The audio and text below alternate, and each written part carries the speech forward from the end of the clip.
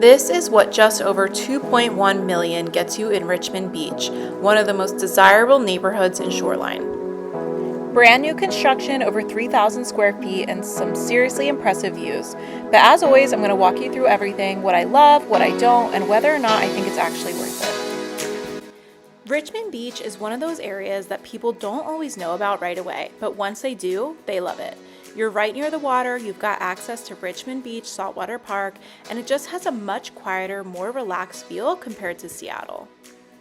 At the same time, you're still within a reasonable commute, which is why a lot of buyers are moving up here. So you're really getting that balance of lifestyle and convenience, which is a big reason homes in this area command a premium.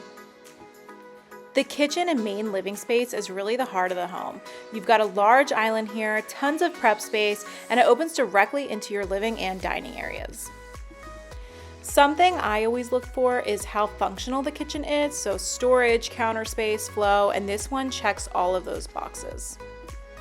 Here you've got the soft close cabinets, and you'll see that all throughout. These drawers pull out so easily, and they have storage on both sides of this island. And something else I really like here are the finishes. They did a really nice job keeping everything modern but still warm. You've got quartz countertops on the island and throughout the kitchen, which is great because it's super durable, low maintenance, and it holds up really well over time. The island has that thicker edge detail too, which just gives it a much more substantial and high-end feel. You've got a full set of stainless steel appliances here, which is pretty standard at this price point, but what I like is how seamlessly they fit into the space. The range and oven setup is really clean. Looks like you've got a gas range, which most buyers prefer, especially if you cook. And the backsplash is a nice touch too. They kept it pretty classic with a clean, simple design, which I actually think is the right move here. It gives you a little bit of texture without competing with everything else that's going on in the kitchen. And something that I always tell buyers, keeping things a little more neutral like this makes it easier to personalize later without having to redo everything. The cabinetry is more of a flat panel modern style, really clean lines, no extra detailing, which is exactly what you're seeing in newer construction right now. And the color choice leans a little warmer, which helps balance out the modern look so it doesn't feel too cold or sterile. Then you've got these matte black finishes throughout on the hardware, the faucet, which gives it a nice contrast and ties everything together. And then this fridge is insane. It is full-size stainless, plenty of storage, and it doesn't feel like it's taking over the space, which is something that I always pay attention to in kitchens like this. It's a really functional setup, nothing over the top, but everything that you actually need.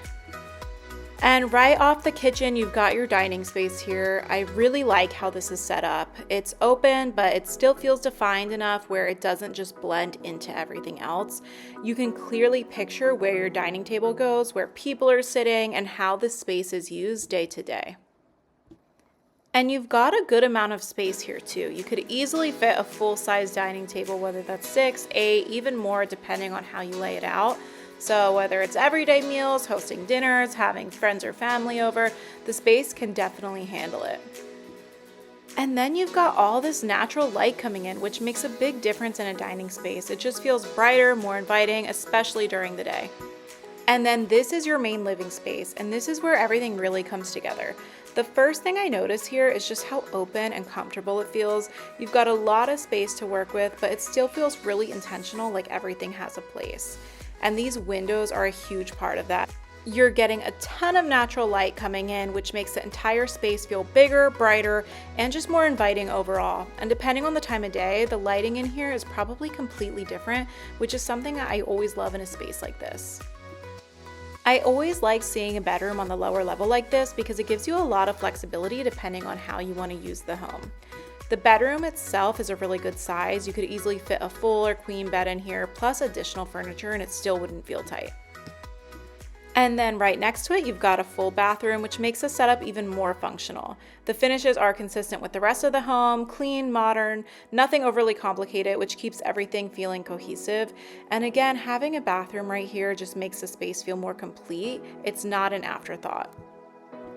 It's also great because this bathroom has 2 doors, meaning that you can open it from that bedroom, or you could close that bedroom door off and then open it from the living room entrance. So you could use it as a powder room as well when you have guests over.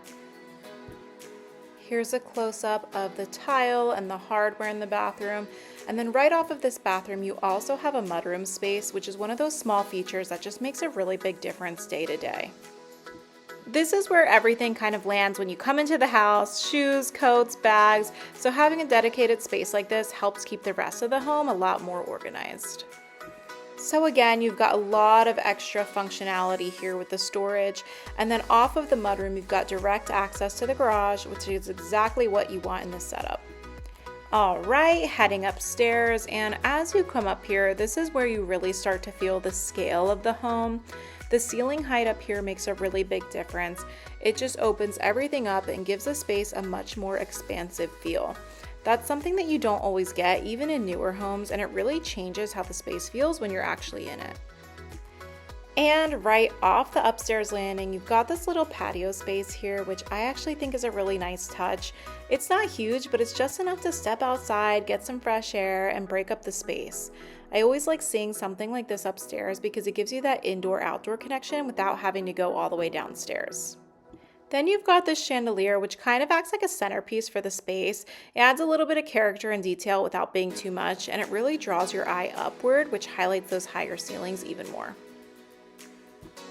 Next, we're going to get into some of these other rooms. We have the primary up here, the primary bathroom, we have a secondary bedroom and bathroom, and we have the laundry room. So we'll start with the second bedroom off to the side. You've got these large windows bringing in a ton of light, which really makes the whole room feel a lot more open and inviting. And that's something that I always look for in secondary bedrooms because it's really easy for these spaces to feel smaller or darker, and this one definitely doesn't. Next, we'll step into the primary bathroom, and this is where the home really leans into that spa-like feel. Right away, it just feels calm, clean, really well put together. You've got the soaking tub in here, which is always a highlight, especially in a space like this. It's one of those features that's not just about looks, but it actually creates that moment where you can relax and unwind, and after a long day, this is exactly where you want to be. Then you have the walk-in shower, really clean design, glass enclosure, plenty of space, and they kept everything beautiful but also minimal at the same time, which is why I think it works really well here because it feels modern without being overdone. Here is that primary bedroom. You've got multiple oversized windows in here, which not only bring in a lot of natural light, but also give you better wall-to-wall window balance, so you're not losing all of that usable wall space. You also have really great water views up here. That's something that I always look for because you want to make sure that it's beautiful, but also functional, so you can think about where you can actually place your bed, dressers, everything else. The proportions of the room are really solid. It's more rectangular than narrow, which makes furniture placement a lot easier. Wait until you see this walk-in closet right off of the primary. It is huge. So this is a really well-sized walk-in. You've got a good amount of depth here, so it doesn't feel tight when you're actually moving around in the space. The layout is efficient. Everything is built in along the walls, which keeps the center open and easy to navigate. Let's do one final walkthrough of the upstairs, and then we'll talk about some final details.